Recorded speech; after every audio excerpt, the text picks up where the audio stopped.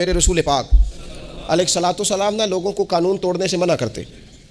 حضور علیہ الصلوۃ والسلام لوگوں کو اطاعت امیر کا حکم دیتے, امیر کی فرما برداری کی بات سناتے.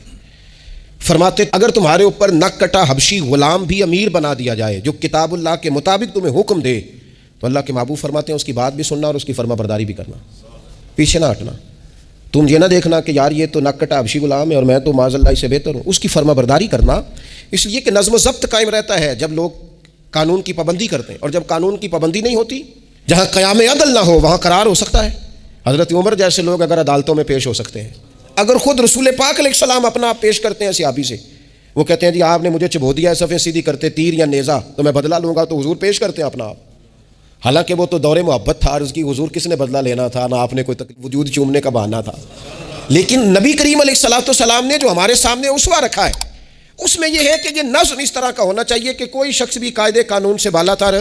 حضور علیہ السلام نے فرمایا 3 لوگ سفر کریں تو ایک کو امیر بنا لیں, ورنہ بار بار بحث ہوگی. ایک کہے گا یہاں ٹھہرنا ہے, یہاں کھانا کھانا ہے, یہاں نماز پڑھنی ہے, دوسرا کہے گا یہاں. 3 سفر کرو تو ایک کو اپنا امیر مان لو. نظم و ضبط سے زندگی گزارو, مرتب کر کے زندگی. ہمارے ہاں یہ ہوتا ہے کہ نظم و ضبط نہیں ہوتا. ہمیں اپنے کام سے زیادہ نا دوسروں کے کام کا پتہ ہوتا ہے, اپنے مدرسے سے زیادہ دوسرے مدرسے کا پتہ ہوتا ہے, اپنے کالج سے زیادہ دوسرے کالج کی معلومات ہوتی ہے. ہم کیا کرتے ہیں, ہم اپنے کام سے زیادہ دوسرے کے کام میں ٹانگ اڑاتے ہیں, نظم و ضبط گڑبڑ ہو جاتا ہے, ایک دوسرے کے کام میں مداخلت کرتے ہیں. اپنا کام مرتب طریقے سے کیا جائے, جس نظم میں جس جگہ ہمیں ڈیوٹی دی گئی ہے ہم اس ڈیوٹی کے پابند ہیں, ہم اس کو پورے غور سے کریں, پوری توجہ سے کریں, پورے انہماک کے ساتھ کریں. اپنے کام پر ہم جب تک توجہ دیتے ہیں تو کام ٹھیک رہتا ہے. اسی طریقے سے رسول پاک صلی اللہ تعالی علیہ وسلم نا گھر کے باہر بھی پورے نظم و ضبط کے قائل تھے, پوری ترتیب صفوں کا درست ہونا بڑا پسند کرتے تھے. نماز ہی پڑھنی ہے نا, کھڑے ہو گئے ہیں نا, لیکن حضور نے دعا دی, فرمایا صفیں سیدھی کرو اللہ تمہارے دل بھی سیدھے کر دے گا. حضور نماز کی جماعت سے پہلے اعلان کرتے بھئی اپنی صفوں کو درست کر لو. حضور پسند کرتے کہ بالکل اس طرح مرتب ہو کے لوگ نماز پڑھیں. کوئی چیز بھی غیر مرتب, یہاں جناب کوئی شخص بھی قطار میں لگنے کو تیار نہیں, باری کا انتظار کرنے کو تیار نہیں ہے. بینک میں ہمیں ذرا پہلے بلا لیا گیا تو ہم کہتے ہیں اللہ نے بڑی عزت دیتی ہے, اور پھر کچھ پروٹوکول تو بے جا ہیں, سوائے تکلیف کے اور کچھ دیتے. میں نے جنازوں پہ دیکھا ہے, کسی عالم کا جنازہ پڑا ہے, کسی بڑے آدمی کا, تو وہاں 15 لوگ ہوتے ہیں ٹوٹل جو جنازہ نہیں پڑھنے دیتے. وہ گھسے ہوتے ہیں آگے, میں نے چہرہ دیکھنا ہے, میں نے اگلی صف میں کھڑے ہونا ہے. یہی حال محافل میں ہوتا ہے. نظم و ضبط پیدا کریں, کسی چیز کو بے ترتیب نہ کریں, کوئی کام بھی بے ڈھنگا نہ ہو. نبی اکرم صلی اللہ تعالیٰ علیہ وسلم کی مجلس مبارک میں جب کوئی شخص آتا تھا نا تو حضرت ابوبکر صدیق اسے سائڈ پہ لے جاتے تو کہتے تھے تمہیں پتہ ہے اللہ کا قرآن کہتا ہے حضور کے سامنے آواز اونچی نہیں کرنی. اسے پہلے آداب مجلس سکھاتے تھے, نظم و ضبط سکھاتے تھے, حضور کی بارگاہ میں حاضری کھاتے تھے, پھر نبی پاک صلی اللہ تعالیٰ علیہ وسلم کی بارگاہ میں پیش کرتے تھے. ہمارے بے صبرے ہو جانے کی بڑی وجہ بھی یہ ہے کہ نظم و ضبط نہیں, ہمارے جلد باز ہو جانے کی وجہ یہ ہے کہ نظم و ضبط نہیں, ہماری طبیعت جو بہت زیادہ ڈسٹرب ہو جاتی ہے, ذہنی الجھاؤ پیدا ہوتا ہے, اس کی وجہ بھی یہ ہے کہ نظم و ضبط نہیں ہے. ہم بعض چیزوں میں اتنے زیادہ تلخ ہو جاتے ہیں, اور تلخی کی وجہ سے یہ بنتی ہے کہ مزاج میں کوئی نظم و ضبط, کسی باری کا انتظار نہیں, کوئی ٹھہراؤ نہیں, کوئی گنجائش نہیں. ماحول میں نظم و ضبط پیدا کریں, زندگی میں نظم و ضبط پیدا کریں, اپنے بچوں میں نظم و ضبط لائیں, اپنے اداروں کے اندر نظم و ضبط پیدا کریں, اور پھر حوصلہ رکھیں, ہمت رکھیں, تحمل مزاجی پیدا کریں. نبی اکرم صلی اللہ تعالیٰ علیہ وسلم نے نا اپنے گھر میں اپنے ٹائم کو 3 حصوں میں تقسیم کیا تھا. ہم گھر کے اندر جاتے ہیں اپنا ٹائم تقسیم نہیں کرتے.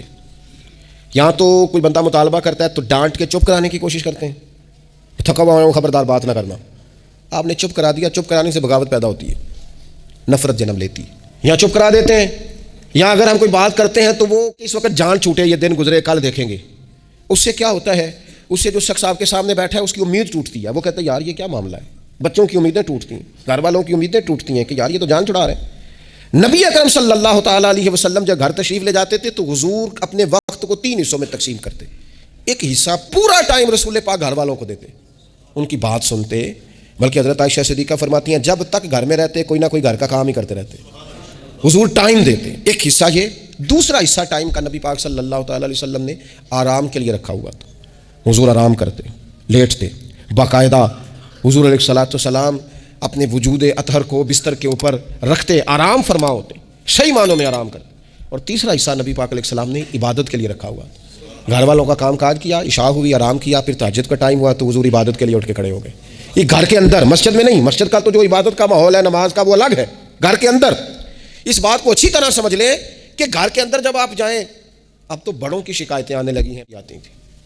اب تو 50 سال کے آدمی کی شکایت آتی ہے کہ گھر آتے ہی موبائل کھول لیتا ہے, ادھر ادھر دیکھتا ہی نہیں, کوئی سنتا ہی نہیں.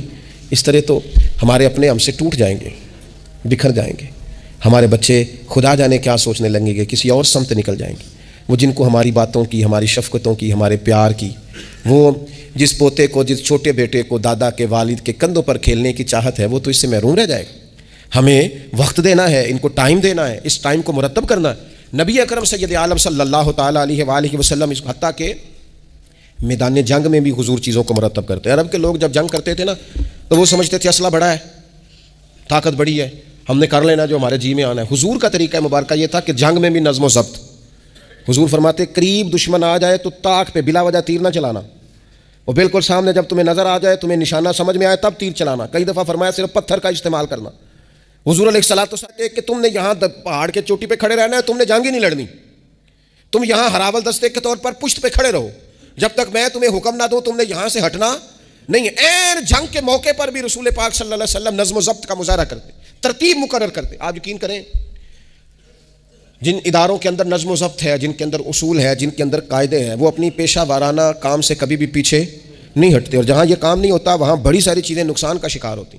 این حالت جنگ میں بھی نبی اکرم نور مجسم صلی اللہ تعالیٰ علیہ وسلم نظم و ضبط کا خیال کرتے. یہ جنگ احد میں نقصان ہوا تھا نا وقتی طور پر, اس کی وجہ بھی یہ بنی تھی کہ حضور نے جن صحابہ سے کہا ہٹنا نہ, ان سے اجتہادی خطا ہو گئی, انہوں نے سمجھ لیا کہ جنگ تو ختم ہو گئی, وہ ہٹ گئے, ان کے ہٹنے سے نقصان ہوا, 70 لوگ شہید ہو گئے. اگر وہ نظم قائم رہتا جہاں حضور نے کھڑا کیا تھا تو کبھی یہ کام